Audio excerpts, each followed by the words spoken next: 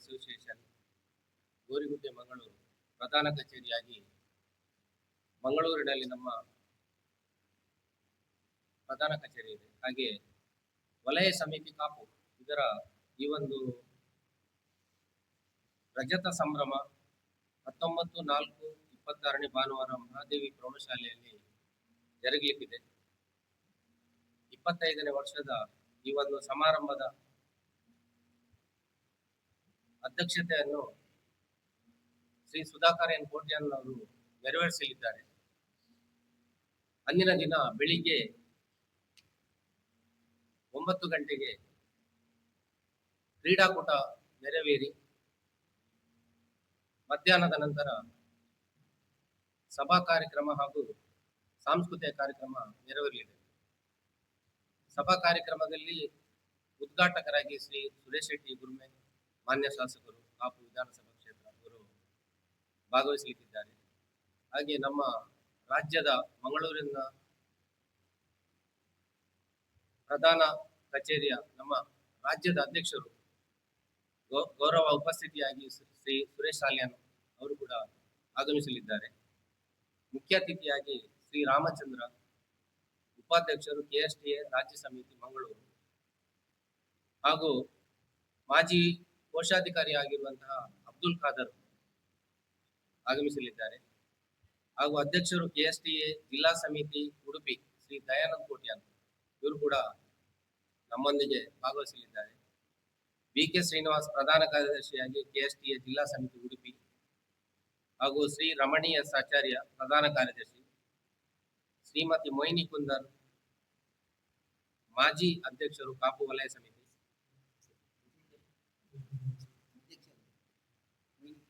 ಮೊಯ್ನಿ ಕುಂದರ್ ಅಧ್ಯಕ್ಷರು ಕ್ಷೇತ್ರ ಸಮಿತಿ ಕಾಪು ಹಾಗೂ ಪ್ರಕಾಶ್ ಸಾಲಿಯನ್ ವಲಯ ಸಮಿತಿ ಬೆಳ್ಮಣ್ ಹಾಗೂ ಶ್ರೀ ಹೇಮಲತಾ ಹೆಗ್ಡೆ ವಲಯ ಸಮಿತಿ ಕಟ್ಪಾಡಿ ವಲಯ ಸಮಿತಿ ಪಡುಬಿದ್ರಿ ಹಾಗೂ ಶ್ರೀ ಮಾಧವ್ ಪಾಲನ್ ಹೊಸಮಾರಿಗುಡಿ ದೇವಸ್ಥಾನ ಕಾಪು ಹಾಗೂ ಲಕ್ಷ್ಮೀನಾರಾಯಣ ತಂತ್ರಿ ಲಕ್ಷ್ಮೀ ಜನಾರ್ದನ ಟೆಕ್ಸ್ಟೈಲ್ ಕಾಪು ಇವರೆಲ್ಲರಿಗೂ ನಾವು ಆಹ್ವಾನಿಸಿದ್ದೇವೆ. ಈ ಒಂದು ಕಾರ್ಯಕ್ರಮದಲ್ಲಿ ಅವರು ಬಂದು ನಮ್ಮೊಂದಿಗೆ ಸಮಾರಂಭಕ್ಕೆ ಭಾಗಿಯಾಗಲಿದ್ದಾರೆ. ಹಾಗೆ ಈ ಒಂದು ಸಮಾರಂಭದ ಉದ್ದೇಶ ಏನಂತ ಹೇಳಿದ್ರೆ, ಕಾಪು ವಲಯ ಸಮಿತಿ ಅಂತ ಹೇಳಿದ್ರೆ 2000 ಇಸ್ವಿಯಲ್ಲಿ ನಮ್ಮ ಈ ಒಂದು ಸಂಸ್ಥೆ ಸ್ಥಾಪನೆ ಆಯಿತು.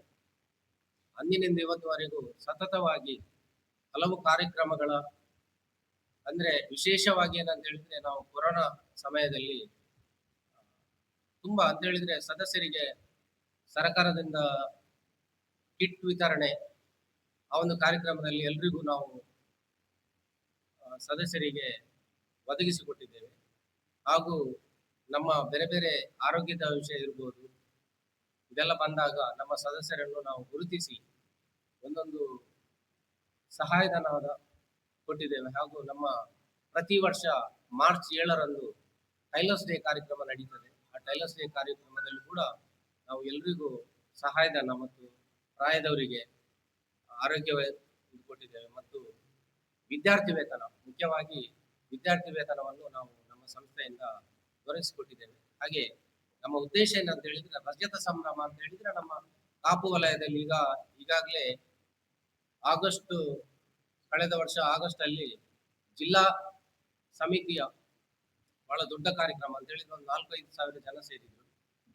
ಉಡುಪಿ ರಜಾಂಗಣದಲ್ಲಿ ನಡೆಯಿತು. 25ನೇ ವರ್ಷದ್ದು.